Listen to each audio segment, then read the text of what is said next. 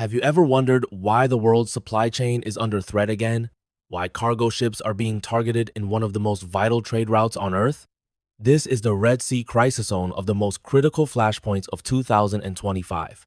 零点. The Red Sea is more than just a body of water between Africa and the Arabian Peninsula. It's a highway for global trade. Every day, over 10% of the world's trade oil, food, raw materials passes through it. Connecting the Suez Canal in Egypt to the Indian Ocean, it's a lifeline for economies from Europe to Asia. But now, this route is under attack. Ships are being struck, rerouted, and delayed, and the entire global supply chain is feeling the tremors. 1:20 分. The main actors in this crisis are the Houthi rebels, a Shiite militant group based in northern Yemen. Backed by Iran, they've been engaged in a long civil war against the Yemeni government and a Saudi-led coalition. But recently, the Houthis have expanded their war to the sea. They began attacking ships in late 2023, claiming they were targeting vessels linked to Israel or Western powers, especially during the height of the Israel-Gaza conflict. 2:45 分.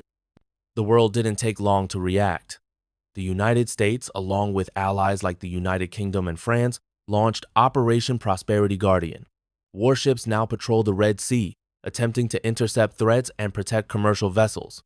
The Houthis have responded with even more attacks, including using drones, missiles, and even hijacking attempts. The Red Sea has become a zone of active conflict. 4:10 分. With growing insecurity, many shipping companies have started avoiding the Red Sea entirely. Instead, they take the longer route around the Cape of Good Hope at the southern tip of Africa. This adds 10 to 14 days of travel and increases fuel and insurance costs. The delays and expenses are passed down the chain from suppliers to retailers to everyday consumers. That's why you might be noticing rising prices or slower deliveries, even if you live far from the conflict. 5:40 分.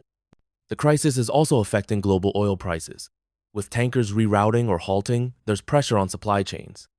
While oil-producing nations try to stabilize the market, the uncertainty is making investors nervous. In today's interconnected economy, any disruption like this can trigger a chain reaction worldwide. 6:50 分. What makes this crisis even more dangerous is the potential for escalation.